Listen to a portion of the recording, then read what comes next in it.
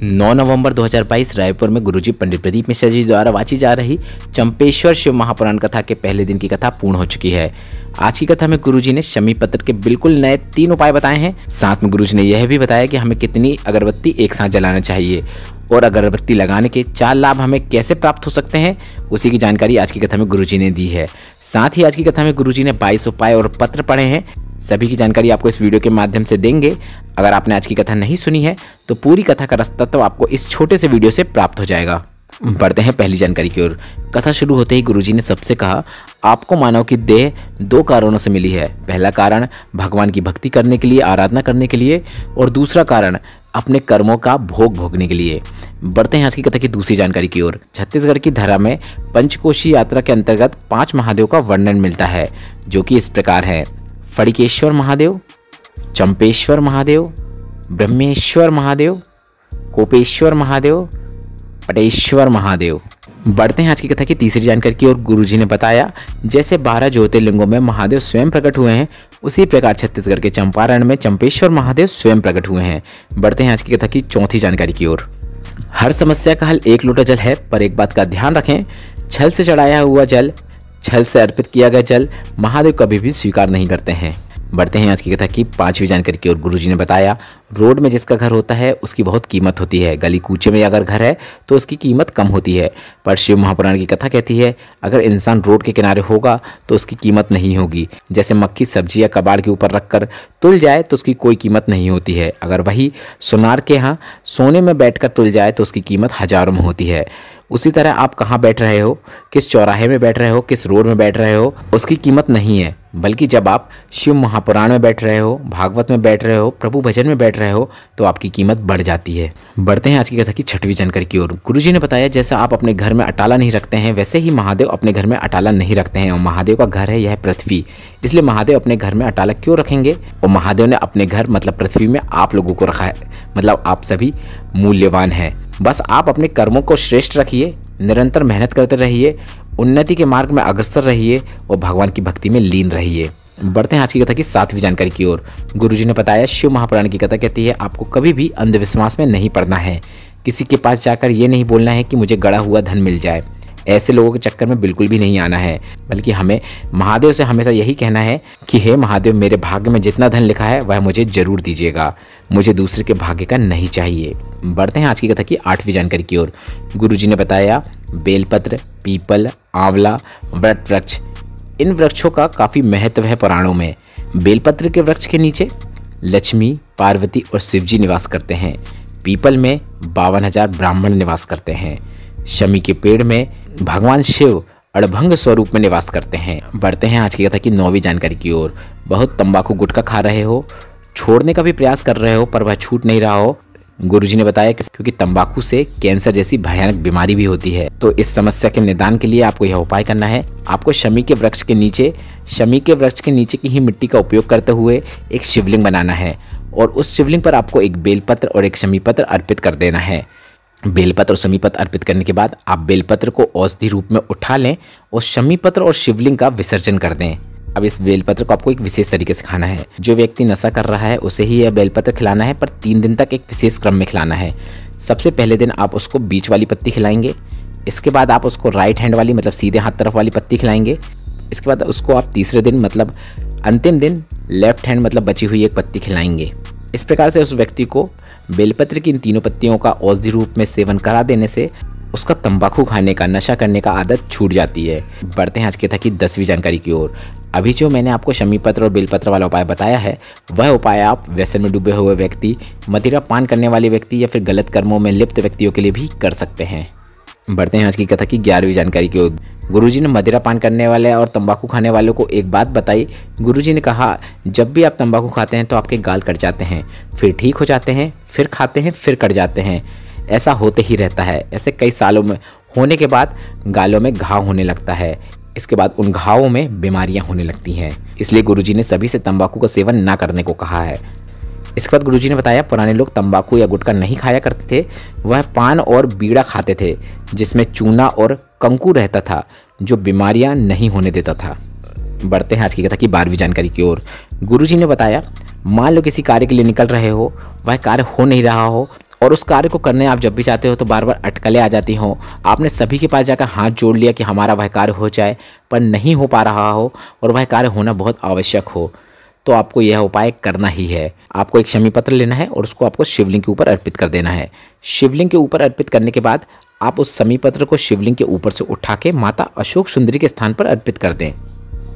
बस इतना ही करना है। इसके बाद आपको श्री शिवाय नमस्तुभ्यम बोलते हुए एक कलश जल शिवलिंग के ऊपर और माता अशोक सुंदरी के स्थान पर जहाँ पर आपने शमी पत्र अर्पित किया है वहाँ पर अर्पित कर देना है। इसके बाद हाथ जोड़कर महादेव से विनय कीजिए कि हमारा यह अटका हुआ कार्य हो जाए। बस इतना ही करके आपको घर आ जाना है। आपका अटका हुआ कार्य निश्चित पूर्ण हो जाएगा। बढ़ते हैं आज की कथा की 13वीं जानकारी की ओर। गुरुजी ने बताया पशुपतिनाथ व्रत करने वाले व्यक्ति को चाहिए कि सामने वाला व्यक्ति अगर कोई गलत पूजा भी कर रहा है तो उसे बता दो, अगर वह पूछे तो। और किसी के पूछने पर आप उसको पूजन विधि बता सकते हो, पशुपतिनाथ व्रत का नियम बता सकते हो, नहीं तो उसे जैसा लगे उसे उसके भाव से पूजन करने दो, उसे बार बार बीच में ना टोकें। बढ़ते हैं आज की कथा की 14वीं जानकारी की ओर। रुक्मणी अशोक साहू पत्र लेकर आई जिसमें उन्होंने लिखा, मेरे भोले भंडारी की कृपा का मैं क्या बखान करूं, जो मांगा सब दिया मुझे महादेव ने। मेरा बेटा 3 साल 8 महीने का था जिसका मैं फोटो पत्र के माध्यम से भेज रही हूँ। पित्त की बीमारी थी और मेरा बेटा इतना पीड़ित था कि उसको सब डॉक्टर को दिखाने के बाद भी उसे आराम नहीं लग रहा था। शरीर में उसको खुजली बनी ही रहती थी। फिर मैंने टीवी में एक बार आपकी कथा देखी और कथा सुनने के बाद जो बेलपत्र और 1 लोटे जल वाला प्रयोग बताया था वह मैंने करना शुरू किया। आज मेरा बच्चा ठीक हो गया है और उसी का आभार व्यक्त करने में कथा पंडाल में आई हूँ। बढ़ते हैं आज की कथा की 15वीं जानकारी की ओर। हीरा देवी अग्रवाल जी पत्र लेकर आई जिसमें उन्होंने लिखा था, 70 वर्षीय महिला पश्चिम बंगाल खड़गपुर से कथा सुनने आई हूँ। अप्रैल में मेरा परिवार कुबेरेश्वर धाम दर्शन के लिए गया था, पर गर्मी बहुत होने के कारण दर्शन नहीं हो पाए थे। फिर उज्जैन गए, वहाँ पर हमने महाकाल का दर्शन किया। मुझे घुटनों में बहुत दर्द था, डॉक्टरों ने घुटने बदलने को कह दिया था।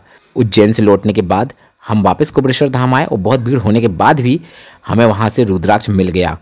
उस रुद्राक्ष का जल पीना शुरू किया और आज मेरा घुटना पूरी तरीके से ठीक हो गया है और आज कथा में पंडाल में मैं बैठकर सुन रही हूँ। बढ़ते हैं आज की कथा की 16वीं जानकारी की ओर। गुरुजी ने बताया, जीवन में जो कष्ट आए, परेशानियाँ आए, समस्या आए तो आप घर से 1 लोटा जल लेकर शिवलिंग पर चढ़ा दो। अगर मन अच्छा नहीं लग रहा है, बहुत टेंशन हो रही है, कुछ समझ में नहीं आ रहा है क्या करें या क्या ना करें, तो शिव मंदिर में जाकर बैठ जाओ और 1 लोटा जल से जल को शिवलिंग पर धीरे धीरे अर्पित करना शुरू करो। आपकी सभी समस्याएं जरूर दूर होंगी। बढ़ते हैं आज की कथा की 17वीं जानकारी की ओर। गुरुजी ने आज एक और अच्छा शमी पत्र वाला उपाय बताया है जो कि इस प्रकार है। गुरुजी ने बताया, गर्भस्थ अवस्था में मतलब बच्चा होने के 1 महीने पहले अगर नारी शमी पत्र को शिवलिंग पर अर्पित करके उसी शमी पत्र के ऊपर और शिवलिंग के ऊपर 1 कलश जल अर्पित कर देती है तो बच्चा कभी भी अपंग पैदा नहीं होता है, स्वस्थ और मजबूत पैदा होता है। और अगर नारी के घर के पास शिव मंदिर नहीं है तो वह किसी भी शमी पत्र के नीचे 1 कलश जल अर्पित कर सकती है। बढ़ते हैं आज की कथा की 18वीं जानकारी की ओर। यशोदा सोनी जी भिलाई से पत्र लेकर आई जिसमें उन्होंने लिखा था, 2 वर्षों से शिव महापुराण की कथा सुन रही हूँ। मेरी माँ के घुटनों में इतना दर्द था कि वह उठ बैठ भी नहीं पाती थी। डॉक्टर को दिखाने पर भी आराम नहीं लगा और डॉक्टरों ने बताया कि घुटने में गठान हो गई है, निकालना पड़ेगा, ऑपरेशन होगा। इसके बाद पापा मम्मी को घर ले आए और आपने पीपल के पत्ते और बेलपत्र वाला जो उपाय बताया था, शिव जी पर जल चढ़ाकर बेलपत्र के पत्ते को घर में लाकर खाना शुरू किया और मम्मी के पाँव की गठान घुल चुकी है और अब ऑपरेशन की भी जरूरत नहीं है। आभार व्यक्त करने कथा पंडाल में आई हूँ। बढ़ते हैं आज की कथा की 19वीं जानकारी की ओर। जल चढ़ाने पर, भजन करने पर, भक्ति करने पर, पूजन करने पर, व्रत करने पर भी अगर आपका काम नहीं हो रहा है तो दुनिया तुम पर हंसेगी, ऐसा बिल्कुल भी मत सोचना।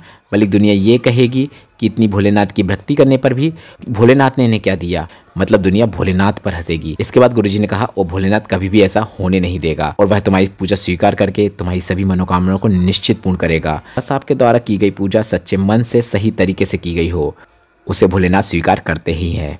बढ़ते हैं आज कथा की 20वीं जानकारी की ओर। अगर किसी घर की माँ शिवलिंग पर 1 कलश जल अर्पित करती है तो उसके बेटे के भाग्य में भी उस माँ के द्वारा चढ़ाया गया जल का लाभ लिखा जाता है। इसका मतलब यह है, गुरुजी ने घर की प्रत्येक माँ को अपने बेटे के लिए शिवलिंग पर 1 कलश जल अर्पित करने को कहा है। बढ़ते हैं आज की कथा की 21वीं जानकारी की ओर। गुरुजी से किसी ने कहा, अगरबत्ती लगाते थे पर किसी ने बता दिया कि अगरबत्ती में बास होता है, मत लगाया करो, तो क्या यह सही है? इस पर गुरुजी ने कहा, अगरबत्ती लगाओ, मना नहीं है। इसके बाद गुरुजी ने कहा, पर हम उस अगरबत्ती बनाने वालों से अनुरोध करेंगे, विनय करेंगे कि आप अगरबत्ती बनाते समय उसमें बांस का उपयोग ना करें। आप बांस की जगह किसी और चीज़ का उपयोग कर सकते हैं। इसके बाद गुरुजी ने सभी से अगरबत्ती लगाने का अनुरोध किया और सभी से कहा, हम कह रहे हैं 2 क्या 4 अगरबत्ती लगाओ। तुम बस अगरबत्ती ले आओ, ये मत सोचो उसमें क्या है, बस अच्छे भाव से अगरबत्ती लगाओ, उससे काफ़ी लाभ मिलता है। बढ़ते हैं आज की कथा की अंतिम और सबसे विशेष जानकारी की ओर। गुरुजी ने कहा है, कभी भी 1 अगरबत्ती नहीं लगाना चाहिए, आपको हमेशा 2 या 4 अगरबत्ती लगाना चाहिए। 4 अगरबत्ती लगाने से क्या होता है, 4 अगरबत्ती लगाने के क्या लाभ हैं, वही गुरुजी ने बताया है। जिसमें से पहला लाभ यह होता है, पहली अगरबत्ती मेरी ओर से परमात्मा को रिझाने के लिए लगाई गई है। दूसरी अगरबत्ती मेरे परिवार को अपने शरण में रखिएगा और सब पर कृपा बनाए रखिएगा, इसलिए दूसरी अगरबत्ती लगाई जाती है। तीसरी अगरबत्ती मेरे घर के बुजुर्गों को अंतिम समय तक स्वस्थ रखिएगा, इसलिए तीसरी अगरबत्ती लगाई जाती है। चौथी अगरबत्ती मेरे आसपास जो भी लोग वास करते हैं उन्हें कभी दुखी मत कीजिएगा। इस प्रकार से 4 अगरबत्ती लगाने से आपको ये 4 लाभ प्राप्त होते हैं। आज पहले दिन की चंपेश्वर शिव महापुराण कथा आपको कैसी लगी कमेंट करके जरूर बताइएगा, और अगर आपके कोई प्रश्न हो तो हमें कमेंट के जरिए पूछ सकते हैं। मेरे द्वारा दी गई जानकारी आपको पसंद आई हो तो वीडियो को लाइक करके कमेंट बॉक्स में हर हर महादेव